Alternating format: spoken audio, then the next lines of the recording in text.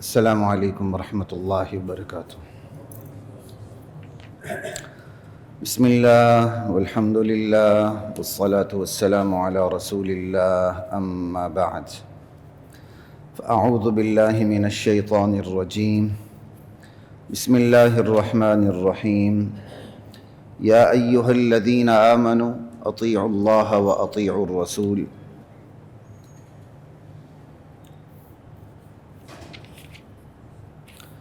ولا تتولوا یا ایہا الذین آمنوا اطیعوا اللہ ورسولہ ولا تولوا عنہ وانتم تسمعون ولا تکونوا کالذین قالوا سمعنا وهم لا يسمعون ان شر الدواب عند اللہ الصم البکم الذین لا يعقلون۔ سورۃ الانفال ہے اور سورۃ نمبر 8 ہے، اور اس کی آیات 20 سے ہم شروع کر رہے ہیں، انشاءاللہ 29 تک جائیں گے۔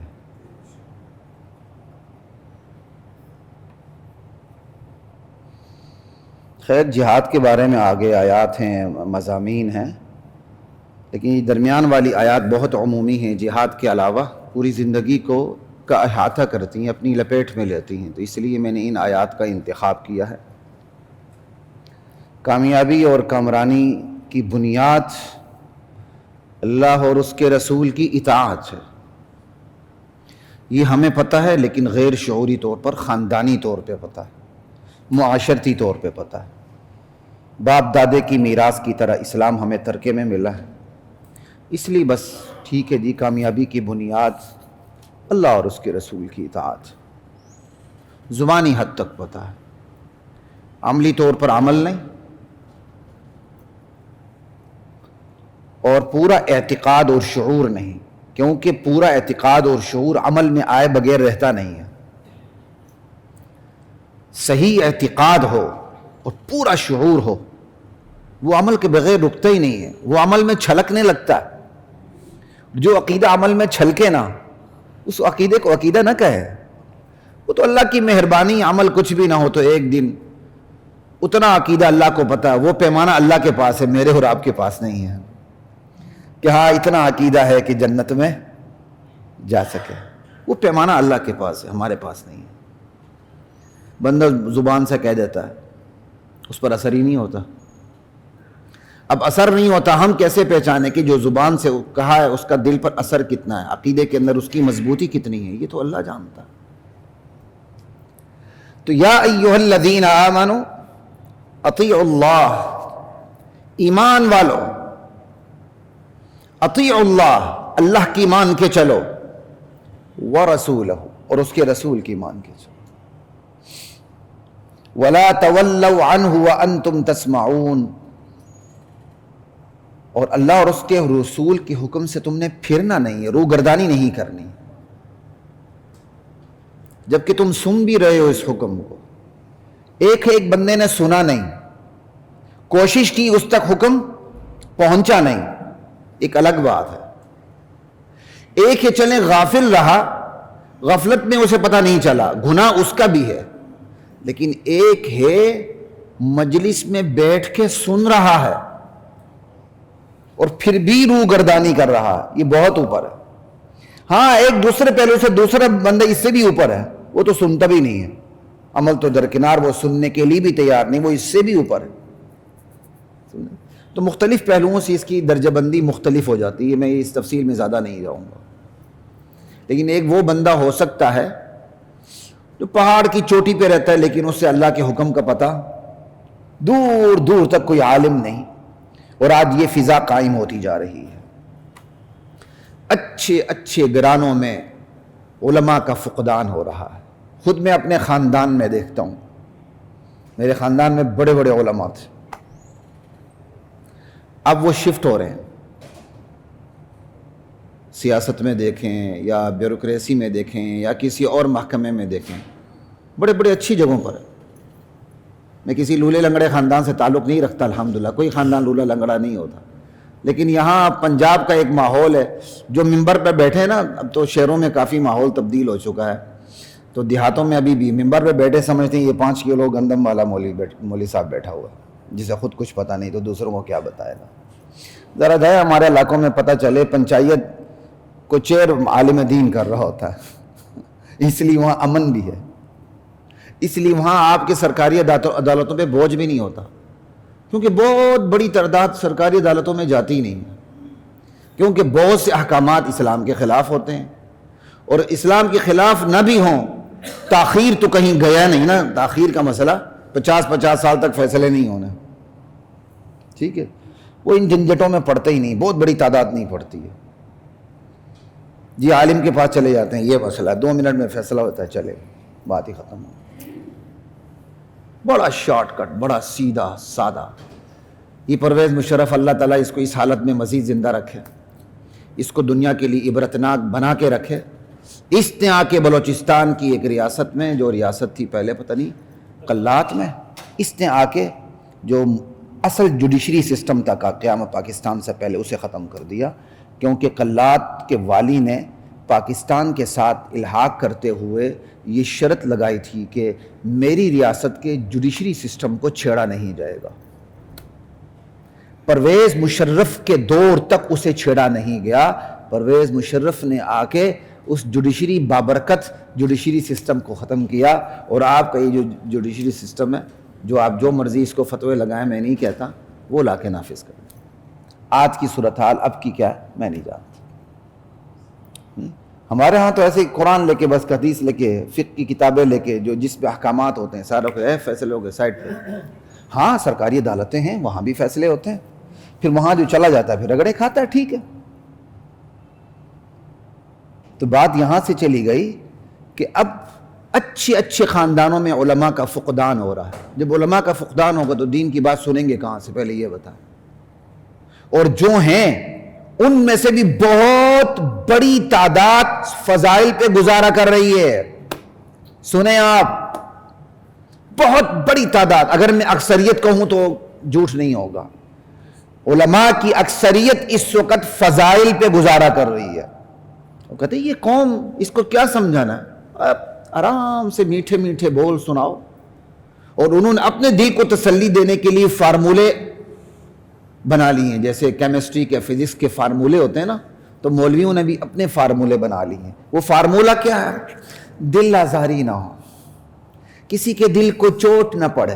میں آپ کو بتاؤں بڑے بڑے مفتی اس دھوکے میں مبتلا ہیں.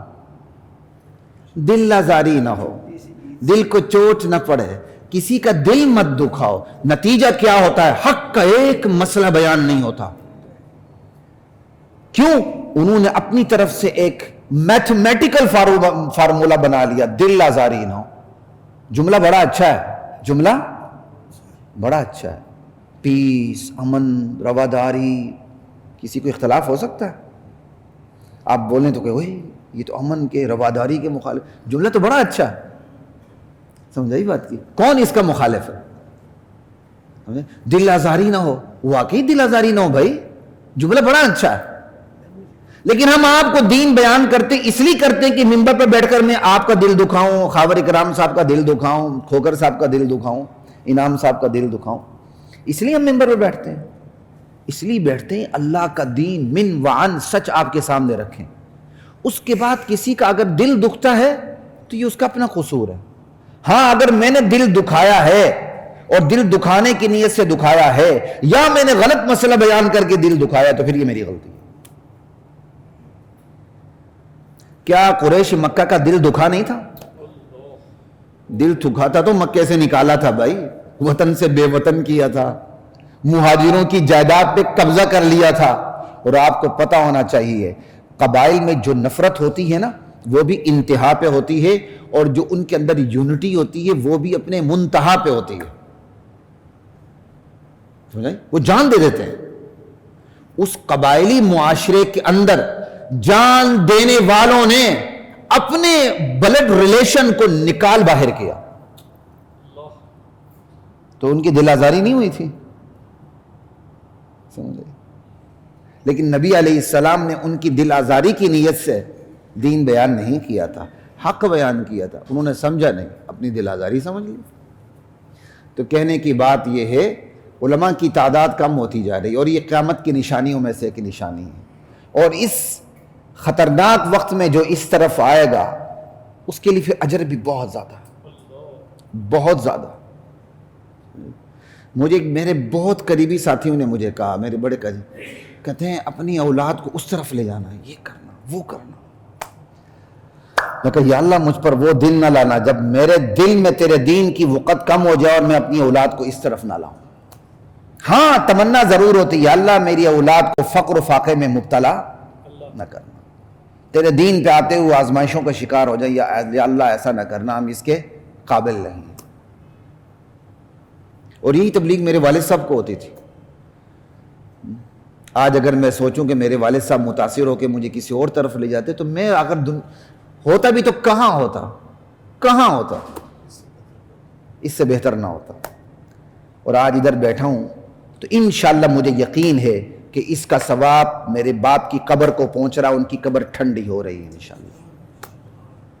اور آج جو دل سے، شعور سے، اعتقاد سے، ایمان سے میں اپنے باپ کے لیے جو دعا کر سکتا ہوں الحمدللہ کرتا ہوں. اللہ مزید توفیق دے.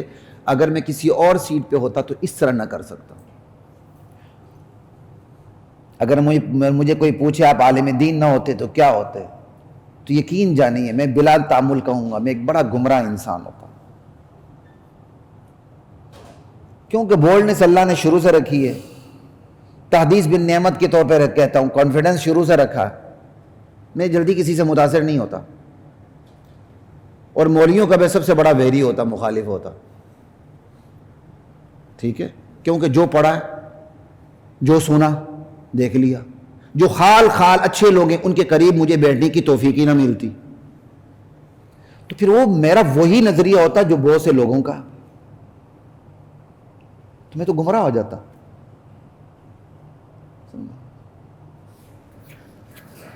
کیونکہ گمراہ ہونے پر میرا مشاہداتی حد تک یقین بھی ہے کہ اگر میں اس لائن پہ نہ ہوتا تو میں بڑا گمراہ ہوتا.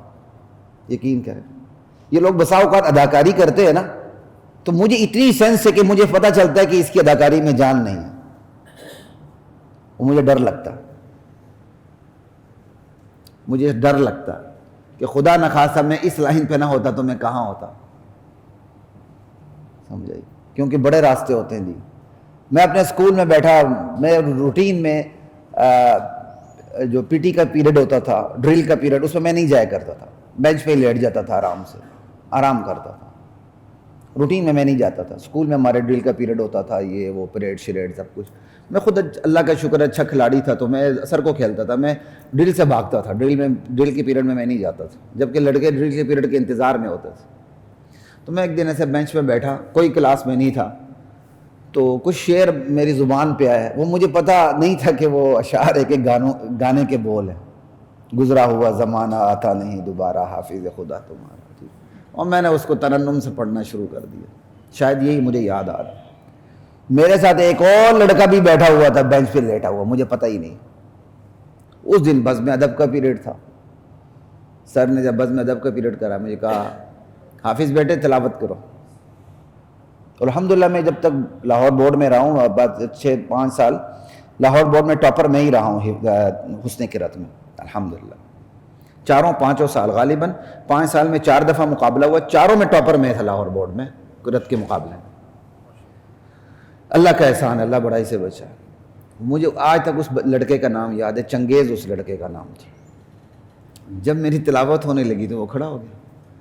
سر حافظ صاحب گانا بہت اچھا گاتے ہیں، ان سے گانا. میرے روم میں ایک دم پریشان، یہ کیا ہو گیا؟ میں کہا سر میں تو کبھی گانا گایا ہی نہیں. کہا سر یہ بھی ڈرل کے پیریڈ میں بہت اچھا گانا گا رہے تھے، میں سن رہا تھا، ان سے گانا بھی سنوایا ہمیں. سر نے غالباً ان سے ڈانٹ پلا دی. میں حیران پریشان رہ گیا. پھر مجھے پتہ چلا یہ تو گانا ہے. ٹھیک ہے، تو میں آج بھی سوچتا ہوں خدا نخواستہ میں اس منبر پہ نہ ہوتا تو پتہ نہیں میں کہاں ہوتا، کس بے حیا طبقے میں، کس بے حیا گروپ میں ہوتا. پتہ نہیں کتنا بڑا میں لبرل ہوتا. اس اللہ نے مجھے دین کی برکت سے اس ماحول سے بچایا. لوگ پی ٹی وی کے خواب دیکھتے، میں بچپن میں پی ٹی وی میں پروگرام کرتا رہا ہوں. جا کے میری عمر 6 سال بھی نہیں تھی، میں نے ریڈیو پاکستان پہ پروگرام کیا الحمدللہ.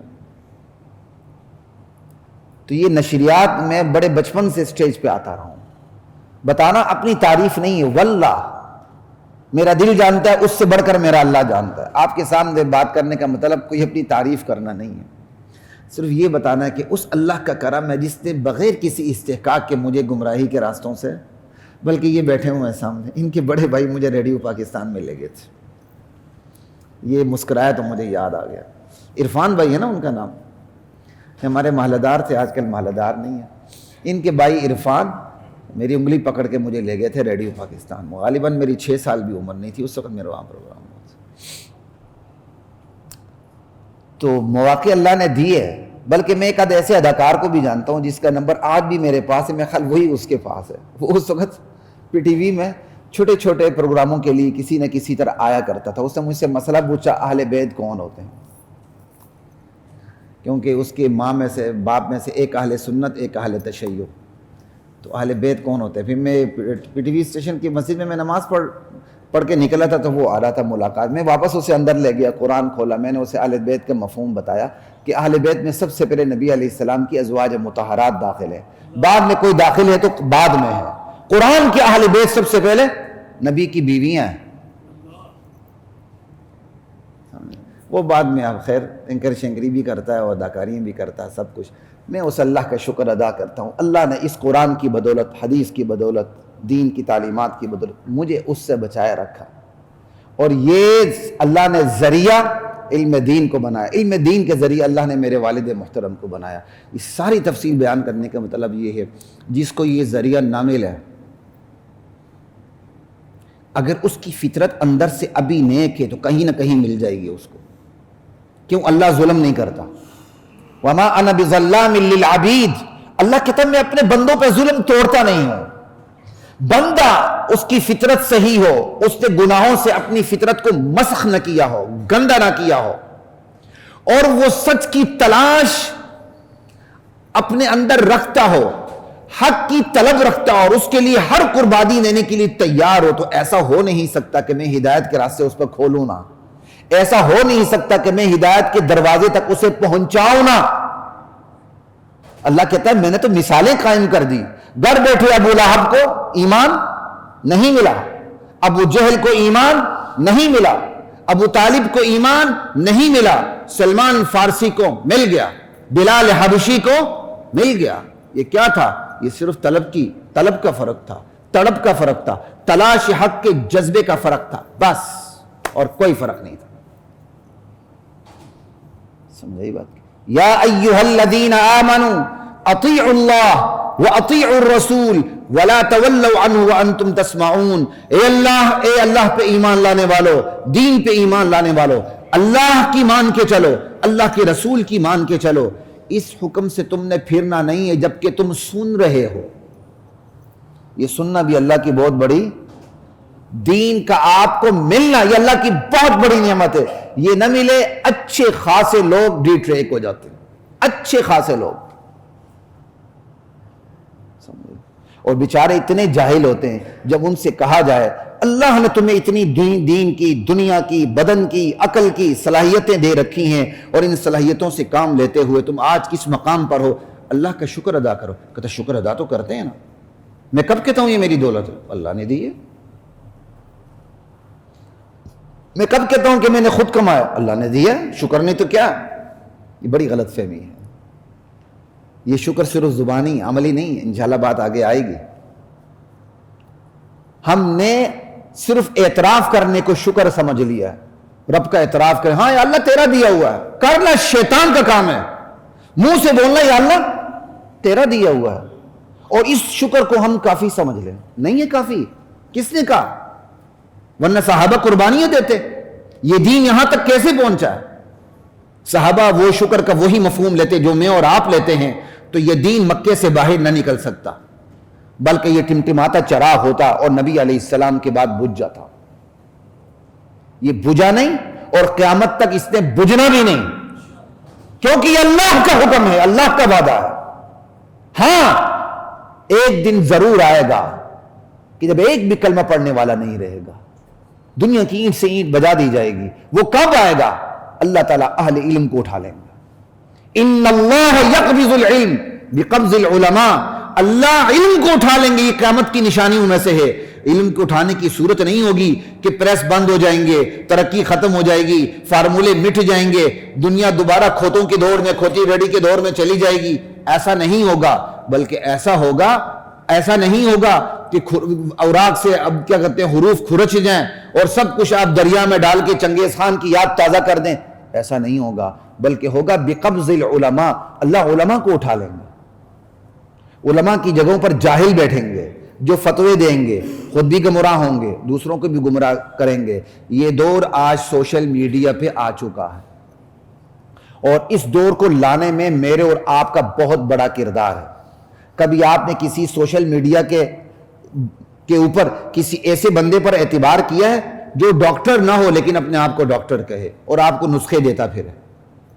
بلکہ ریاست اس پہ چھاپا مارے گی، اسے پکڑ لے گی کہ تو ہماری ریاست کی لوگوں کی جان کا دشمن ہے. پکڑے گی نہیں پکڑے گی؟ پکڑ لے گی. لیکن یہ دین اتنا یتیم، اتنا مظلوم ہے. پوری عمر پلمبری کی ہوتی ہے، یا کوئی انجینئر ہوتا ہے، یا کوئی MBBS ڈاکٹر ہوتا ہے، یا کوئی PhD ڈاکٹر ہوتا ہے، پوری عمر کہیں اور گزاری ہوتی ہے، اور دھکے کھانے کے بعد وہ قرآن کو، حدیث کو ہاتھ میں لے لیتا ہے، چند معلومات اکٹھی کر لیتا ہے، اور اس کے بعد دین کو بیچنا شروع کر دیتا ہے، دین کو سپلائی کرنا شروع کر دیتا ہے. اور اچھے خاصے لوگ باقاعدہ ان سے فتویٰ پوچھتے ہیں. ایک انجینئر نما شخص نے اس ہائی کورٹ کا حوالہ دیتے ہوئے، اس نے نام تو نہیں لیا لیکن ہائی کورٹ کے جو ہمارے گریڈ سے بالاتر شخصیات ہوتی ہیں ان کے حوالے سے اس نے کہا جی ایک بہت بڑے نے مجھ سے یہ مسئلہ پوچھا. اس کے لیے تو بہت بڑی بات ہے نا، اس نے سوشل میڈیا پہ گرم کر دیا، مجھ سے مسئلہ پوچھا گیا جی فلاں ہائی کورٹ میں فلاں شخصیت نے پوچھا. اس کی تو یہ اوقات کو لیے ہے کائنات. تو میں حیران ہوا یہ کون سی شخصیت تھی جس نے اس بدھو سے مسئلہ پوچھا جو اس شعبے کا ہے ہی نہیں ہے. تو یہ دور تو ہم خود لا رہے ہیں. ہم کسی سے مسئلہ پوچھتے ہوئے یہ نہیں دیکھتے ہیں کہ اس کی زندگی گزری کیسی ہے، کوالیفیکیشن کیا ہے اس کی. آج یہ دین کے بارے میں باتیں کر رہا ہے، اس نے دین کے علم حاصل کرنے میں کتنا وقت لگایا؟ کیا یہ دین کی براہ راست زبان عربی اس کو سمجھتا ہے؟ اور اللہ ایسوں کا پول ایسے کھولتے ہیں جب یہ عربی بولنے لگتے ہیں، کوئی حدیث کا لفظ بھی بولنے لگتے ہیں تو لڑکھڑا کے گر جاتے ہیں، غلط بولتے ہیں. لیکن ہمارے لوگ ان سے مسئلے پوچھتے ہیں.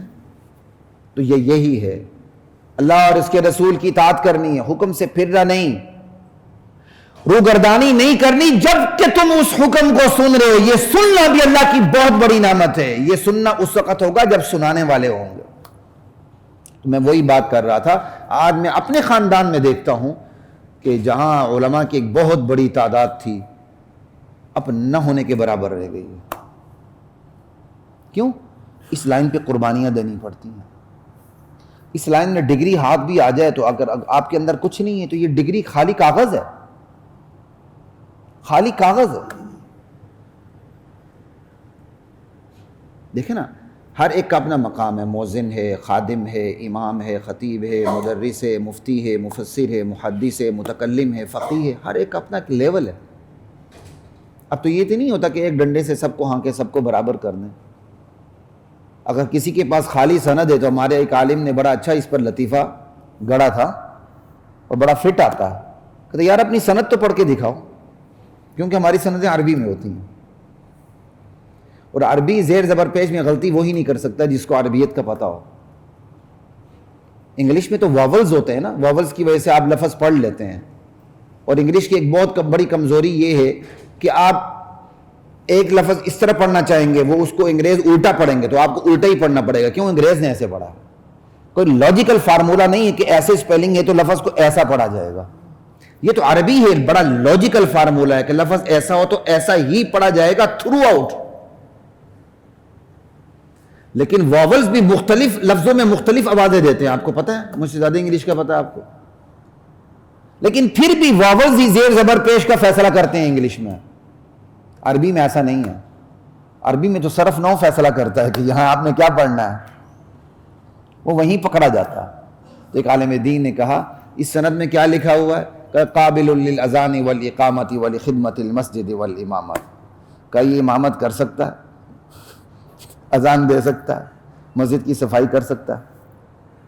قابل للاذان والاقامہ ولخدمت المسجد والامام، کئی اذان دے سکتا ہے، مسجد کی صفائی کر سکتا ہے، جھاڑو پوچھا کر سکتا ہے، اور امامت کر سکتا ہے۔ امامت بھی بہت بڑی بات ہے اگر اس نے کہہ دیا تو، ورنہ تو امامت کے مسائل کا پتہ نہ ہو تو امامت مشکل ہو جاتی ہے۔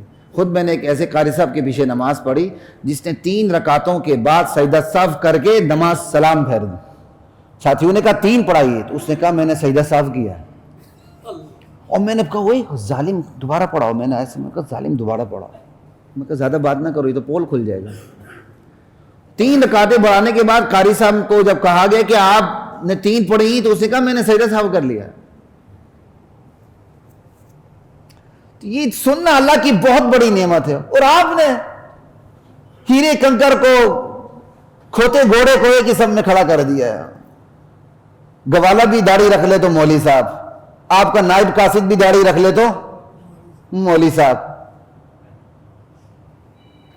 جس سے پوری زندگی لگائی ہے وہ بھی مولوی صاحب، بلکہ مولوی صاحب ایک ہی لاٹھی سے سب کو ہانکو۔ خدا کی قسم یہ اللہ کا امتحان ہے، کتنی زندگی ہے۔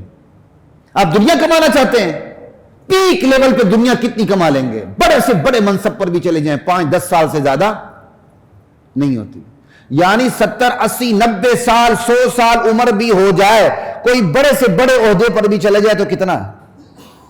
یہ بھی میں نے بہت بڑی بتا دی، 5 سے 10 سال۔ اس کے لیے بندہ اپنی اوقات کا بیڑا غرق کر دیتا۔ اس لیے دین کو سمجھیں جو کامیابی اور کامرانی کی بنیاد ہے۔ آپ کو دین مل رہا ہے تو اللہ کا شکر ادا کریں کہ آپ کو تلاش کرنے کے لیے کہیں جانا نہیں پڑا، ذرا سی محنت سے آپ آ جائیں اور آپ کو اللہ کا دین من وعن مل جاتا ہے۔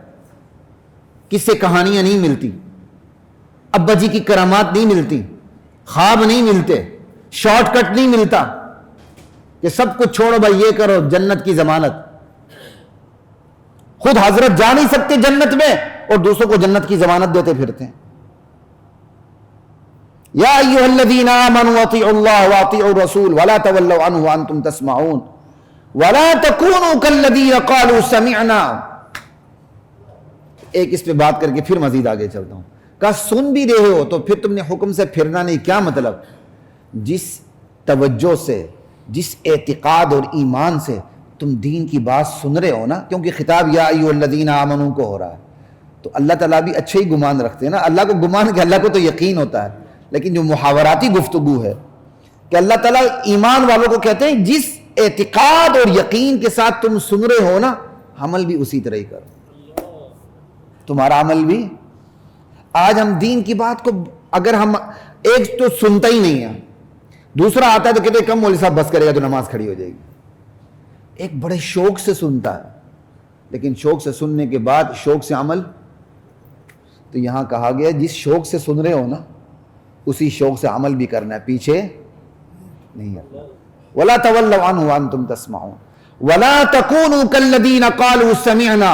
ان لوگوں کی طرح نہ ہو جانا جنہوں نے کہہ دیا ہم نے سن لیا، حالانکہ وہ سنتے نہیں ہیں۔ سن تو رہے تھے، قرآن سننے کی نفی، باوجود کہ وہ سن رہے ہیں اور باوجود کہ وہ کہہ رہے ہیں کہ ہم نے سن لیا، قرآن فتویٰ دے رہا ہے تم نے نہیں سنا۔ حالانکہ ایمان والوں کو کیا کہہ رہا ہے؟ جس عقیدت سے تم سن رہے اسی عقیدت سے عمل کرو، جس اعتقاد سے تم سن رہے اسی اعتقاد سے عمل کرو۔ اب اللہ کہہ رہا ہے ان لوگوں کی طرح نہ ہو جانا جنہوں نے کہہ دیا ہم نے سن لیا، اور واقعی سن بھی لیا تھا، لیکن قرآن کیا کہتا ہے؟ وَهُمْ لَا يَسْمَعُونَ، انہیں سنا نہیں۔ تو کیا مطلب؟ ایک کافروں کا طبقہ ہے، جب نبی کے وہ رسا اس تک بات پہنچاتے ہیں نا تو بڑے ڈٹائی سے کہتے ہیں ہاں ہاں سنی ہم نے آپ کی بات، لیکن آپ کی بات گراؤنڈ ریئلٹی کے خلاف ہے۔ 1400 سال پرانی باتیں ہمارے ذہن میں نہیں آتی، سن لی ہے کسی لاجک پہ اترتی نہیں ہے آپ کی بات، کہہ دیتے ہیں سن لی، لیکن کہتے ہیں نا یہ کوئی بات تھوڑی ہے۔ ایک یہ طبقہ ہو گیا، ایک منافقوں کا طبقہ ہے جو اوپر سے اسلام کی بات کرتا ہے، اندر سے کافر ہے۔ اس سے جب بات کرے ہاں ہاں ماشاءاللہ جی ہم نے سن لی بات، لیکن انہوں نے ایمان اور اعتقاد کے ساتھ نہیں سنی، منافقت کے ساتھ سنی۔ اب یہ دونوں طبقے سنتے ہیں لیکن ان پر اس بات کا اثر نہیں ہوتا. پہلے والے نے کہا سنا، حالانکہ اس نے اس تلاش حق کے جذبے کے ساتھ سنا ہی نہیں. اگر وہ تلاش حق کے جذبے کے ساتھ سنتا تو اس کے اوپر یہ اللہ کا حکم اثر انداز ہوتا، وہ عمل پر اتر آتا. اسی طرح منافق ہے، وہ اوپر سے کہتا کہ میں نے سن لیا، حالانکہ اس نے بھی حق کی طلب میں، حق کی تلاش کے جذبے سے اس نے سنا نہیں. جب دونوں طبقوں نے تلاش حق کے جذبے سے سنا نہیں، اللہ نے ان کے سننے کو نہ سننا قرار دے دیا. اب ایمانداری سے بتائیے ہم کہاں کھڑے ہیں؟ ہم کہاں کھڑے ہیں؟ اگر ہم نے سن لیا عمل نہیں کیا تو اللہ کے نزدیک یہ سننا ہوگا؟ ہم بڑے خوش ہو کے جائیں گے جی ہم نے خطیب صاحب کی کڑوی باتیں سن لی، احسان ڈال دیے، جی آپ شکر کریں ہم آپ کی کڑوی باتیں سن لیتے ہیں، لیکن اس پر عمل نہیں کیا تو اللہ کیا کہیں گے؟ تمہارا سننا نہ سننا. اور پر ایمان والوں کے بارے میں کیا کہا؟ تم سن رہے ہو، تم یعنی دونوں کے سن، حالانکہ سن دونوں رہے ہیں. ایک کے بارے میں کہا سن رہے ہو اور دوسروں کے بارے میں کہا تم نہیں سن رہے ہو. بیسک ڈیفرنس کہاں آ گیا؟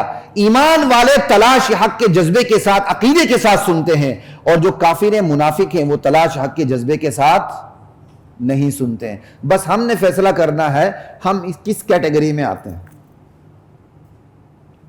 اللہ بچائے، ہم کس کیٹیگری میں آتے ہیں.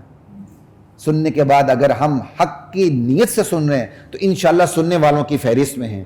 اگر ہم درمیان سے کیڑے نکالنے کے لیے سن رہے ہیں، کجی نکالنے کے لیے سن رہے ہیں، اسلام پر اعتراض کرنے کے لیے سن رہے ہیں، مولوی صاحب کو کک مارنے کے لیے سن رہے ہیں، سمجھ آئی، کسی اور نیت سے سن رہے ہیں، ڈائری لے کے بیٹھے ہوئے، حکومتی ذمہ داری کسی طرح مولوی صاحب کی ایک بات تو ہاتھ آ جائے ذرا ڈائری میں لکھ کے اوپر پہنچا دیں، آپ کا سننا نہ سننا. وَلَا تَكُونُوا كَالَّذِينَ قَالُوا سَمِعْنَا وَهُمْ لَا يَسْمَعُونَ. اب آگے اللہ ان کے بارے میں کیا کہہ رہے ہیں؟ جو سنتے ہوئے نہیں سنتے، جو سنتے ہوئے نہیں سنتے، تلاش حق کا جذبہ تو ہے نہیں. اللہ کیا کہہ رہے ہیں؟ إِنَّ شَرَّ الدَّوَابِّ عِندَ اللَّهِ الصُّمُّ الْبُكْمُ الَّذِينَ لَا يَعْقِلُونَ. اللہ کہتے ہیں اس میری بنائی ہوئی دھرتی پہ جو سب سے بدترین مخلوق ہے، دواب دابہ کی جمع ہے، جو زمین پہ چلے اسے دابہ کہتے ہیں، دابۃ الارض. کہا میری زمین پر جو سب سے بدترین جانور اور مخلوق ہے نا وہ کون ہے؟ الصم البکم، بہرے گونگے، الذین لا یعقلون، غیر عاقل، جو حق بات کو سنتے نہیں، حق بات کو منہ سے نکالتے نہیں، عقل ہونے کے باوجود عقل سے کام نہیں لیتے. یہ میری دھرتی پہ سب سے بدترین جانور ہیں. اللہ تعالیٰ نے ان لوگوں کو کہا ہے جو سنتے ہوئے نہیں سنتے، عقل رکھتے ہوئے دین میں عقل سے کام نہیں لیتے. اللہ تعالیٰ نے ان کو بہرا کہا، گونگا کہا، غیر عاقل کہا. یہ وہی جیسے اللہ تعالیٰ نے دوسری مقام پہ کہا لَهُمْ قُلُوبٌ لَا يَفْقَهُونَ بِهَا وَلَهُمْ أَعْيُنٌ لَا يُبْصِرُونَ بِهَا وَلَهُمْ آذَانٌ لَا يَسْمَعُونَ بِهَا. دل ہیں سوچتے نہیں، آنکھیں ہیں حق بات کو دیکھتی نہیں، کان ہیں حق بات کو سنتے نہیں. اولئک کالانعام، یہ جانوروں کی طرح، بل ہم اضل، جانوروں سے گرے پڑے ہیں. آپ 2 دن جانور کو اپنے گھر میں رکھ لو وہ آپ سے مانوس ہو جاتا ہے. وہ ویڈیو اصلی ہے کہ نقلی ہے میں نے بھی دیکھی. جو بکرا ہے، مکھی چینی بکرا تھا، مالک سے لگا ہوا ہے، مالک اسے بیچ رہا ہے اور وہ مالک کے کاندھے کے ساتھ لگ کے اس طرح بل بلا رہا تھا جیسے کوئی بچہ بل بلا رہا ہے. شاید آواز اس کی غلط ہو، میں خیال بعد میں ایڈیٹنگ کی ہوگی، لیکن جو میں نے پہلے دیکھی تھی اس میں وہ آواز نہیں تھی. لیکن اس بکرے کی باڈی لینگویج بتا رہی تھی کہ وہ پریشان تھا. ایک بکرا آپ کے ساتھ مانوس ہو جاتا ہے، ایک بلی آپ کے ساتھ مانوس ہو جاتی ہے. جس بلی کو آپ اپنے ہاتھ سے خوراک ڈالتے ہیں نا، آپ صبح جائیں شام کو واپس آئیں وہ آپ کے پیچھے لپک کے آتی ہے. کتا آپ کو دل دم ہلانے لگتا ہے. اشرف المخلوقات کی حالت دیکھو، اشرف المخلوقات ہوتے ہوئے وہ وفا کی مثال کتے کی دیتا ہے. حالانکہ اشرف المخلوقات کو وفا کی مثال کس کی دینی چاہیے تھی؟ اپنی. لیکن اشرف المخلوقات نے وفا کی تلاش بھی کی تو کس کی مثال کی؟ کتے کی. ہم کہاں کھڑے ہیں بس یہ دیکھ لیں. تو یہی اللہ کہتے ہیں جانوروں سے گرے پڑے ہیں. جانور بھی 2 دن کسی کے پاس رہے، تیسرے دن اپنے مالک کو پہچانتا ہے، اپنا راستہ ناپتا ہے اور گھر سے باہر نکلتا ہے، چارہ کھا کے اسی گھر میں واپس آتا ہے. مرغی اسی گھر سے باہر دانہ چگنے جاتی ہے، اندر دینے کا ٹائم ہوتا ہے سیدھے گھر پہ آتی ہے، گھر کا دروازہ بند ہوتا ہے، سیڑھیوں پر اندر دے کے چلی جاتی ہے. یہ مالک کی امانت ہے.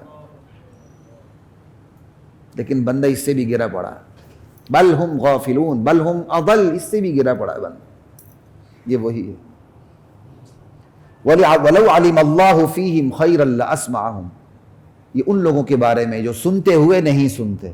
اللہ کہتے ہیں اگر میں ان میں تلاش حق کا کوئی جذبہ دیکھتا، کوئی خوبی دیکھتا تو میں ان کو دین کی بات سنوا دیتا، یعنی پھر یہ اگر ان کے اندر تلاش حق کی کوئی ایک خوبی بھی ہوتی تو میں توفیق دیتا کہ یہ عقیدت کے ساتھ سنیں، اعتقاد کے ساتھ سنیں۔ جب اعتقاد کے ساتھ سنتے تو یہ دین قبول کر لیتے۔ کہ اللہ کو اگر معلوم ہوتا تو اللہ کو معلوم نہیں ہے کیا مطلب؟ کوئی چیز معلوم موجود ہی نہیں رکھتی، نفی کر رہا ہے۔ اللہ کہتے ہیں یہ موجود ہی نہیں، کیونکہ جو موجود ہے وہ اللہ کو پتہ ہے، جو معدوم ہے اللہ کو یہ پتہ ہے کہ یہ معدوم ہے۔ اللہ یہاں وجود کی نفی کر رہے ہیں کہ ان کے اندر تو تلاش حق کے جذبے کی کوئی ایک جرثومہ بھی نہیں ان کے اندر، ہوتا تو اللہ ان کو تلاش حق کا ان کو حق بات سننے کی توفیق دے دیتا، یہ سنتے ہوئے نہیں سنتے۔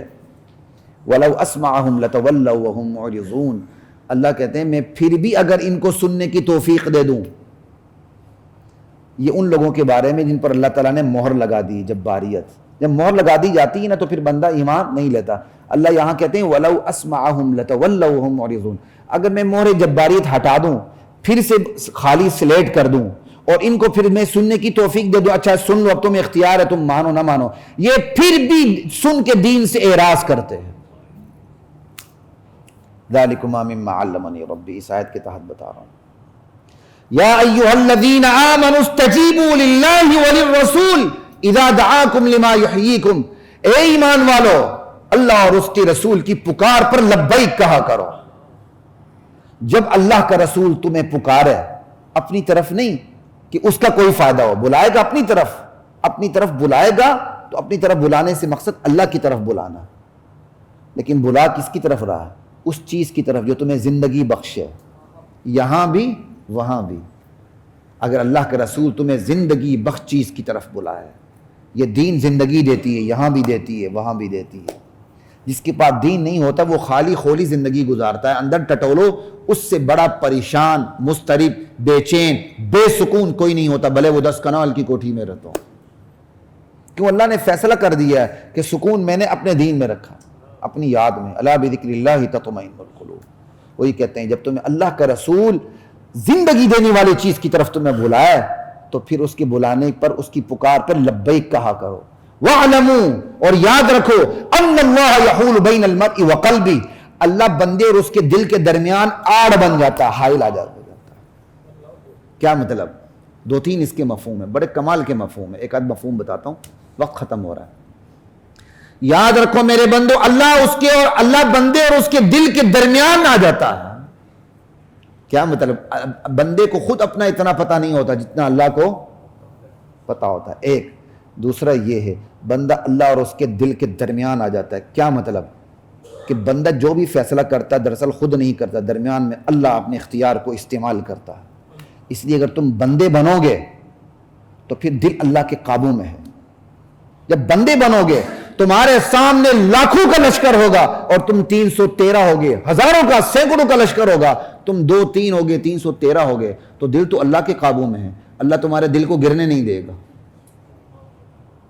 تمہیں خوفزدہ ہونے، اور تمہارے سامنے 500 کا لشکر ہو، تم 25,000 ہو، لیکن تم بے ایمان ہو، تو دل تو اللہ کے قابو میں ہے، اللہ تعالیٰ 500 سے تمہارے دلوں میں ڈروپ ڈال دے گا۔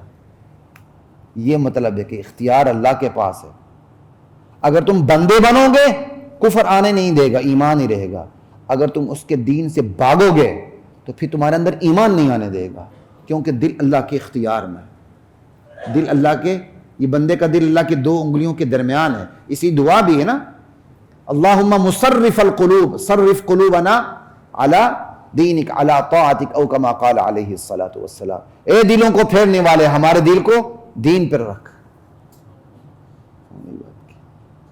تو یہاں اللہ یہ بتا رہے ہیں میرے بندو یاد رکھنا، تمہارے دل، تمہارے جسم اور تمہارے دل کے درمیان میں خود آ جاتا ہوں، اور یہ بھی یاد رکھو وَأَنَّهُ إِلَيْهِ تُحْشَرُونَ، سب اسی کی طرف جمع کیے جاؤ گے، سمیٹے جاؤ گے۔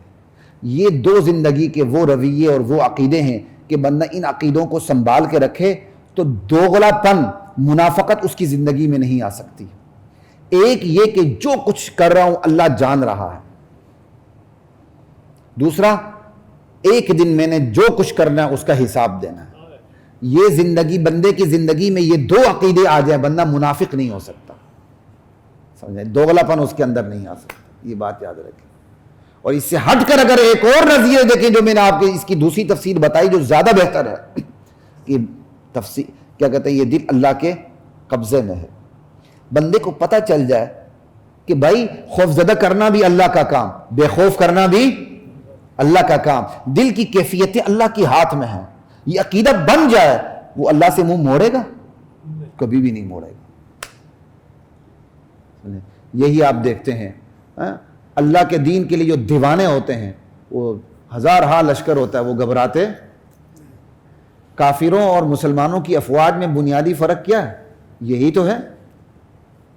آج اگر آپ پاک فوج اور انڈیا کی فوج میں فرق ہے تو یہ تو نہیں کہ ہم زیادہ ہیں یا ہم عددی قوت میں زیادہ ہیں یا ہمارے پاس ہتھیار زیادہ ہے. ہر چیز ان کے پاس زیادہ ہے, پھر بھی وہ ہم سے ڈرتے ہیں. اگرچہ خیر ہم بھی بہت زیادہ ڈرتے ہیں, پھر بھی وہ ہم سے ڈرتے ہیں.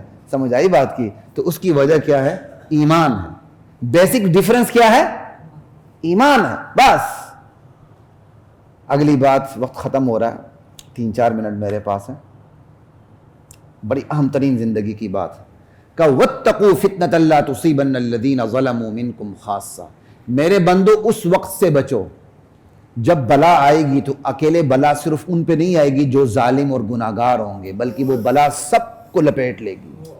چاہے پرہیزگار ہوں, گناہگار ہوں, خاموش طبقہ ہو, کوئی بھی ہو, سب کو لپیٹ لے گی. اس دن سے بچو. یہ کوئی چھوٹی بات نہیں ہے. اور یقین کرو اللہ بڑی سخت سزا دینے والا ہے. وَاعْلَمُوا أَنَّ اللَّهَ شَدِيدُ الْعِقَابِ. اللہ جب سزا دینے پاتا تو بڑی سخت سزا دیتا ہے. کہ اس دن سے بچو جب بلا آئے گی تو اکیلے گناہگاروں پہ نہیں آئے گی, پرہیزگار سمیت سب لپیٹ میں آ جائیں گے. اس کو سمجھنا ہو تو بڑا آسان کام. دنیا کے اندر آپ دیکھیں مادی نجاستیں ہوتی ہیں. اگر ایک سوسائٹی صاف ہو تو وہ جو نجاستیں ہوتی ہیں ان کو پنپنے نہیں دیتی. کہیں بھی سڑک میں, روڈ پہ, گلیوں میں, محلوں میں, جہاں بھی ہو. آپ نہیں دیکھتے جو گیٹڈ سوسائٹیز ہوتی ہیں وہ بڑی صاف ستھری ہوتی ہیں کیونکہ مینجمنٹ ہوتی ہے اس کے اندر. سمجھائی بات کی؟ اس چیز کو مینج کر لیتی, وہ گندگی کرنے نہیں دیتی. ایک ادھ گندگی بھی ہو تو وہ نوٹس لے کے سارا برابر ہو جاتا ہے. نوٹس دب ہی لیں تو اتنی بڑی اکثریت میں چھوٹی موٹی گندگی دب جاتی ہے. وہ اپنی نجاست اور نحوست اس طرح نہیں دکھا سکتی. لیکن اگر سوسائٹی بے حس ہو جائے تو پھر وہ نجاست بڑھتی جاتی ہے. وہ نجاست پھر پانی میں بھی آتی ہے, آب و ہوا میں بھی آ جاتی ہے, ماحول میں بھی آ جاتی ہے. اس کی سرانٹ پورے معاشرے میں, پورے محلے میں, پورے علاقے میں پھیل جاتی ہے. پھر وہ کسی کے قابو میں نہیں رہتی. پھر وہاں بیماریاں پھیل جاتی ہیں. اب اس جب بیماری اور وبا پھیلتی ہے تو کیا وبا پھیلنے والوں میں وبا صرف انہی کو چمٹتی جنہوں نے گندگی کی تھی؟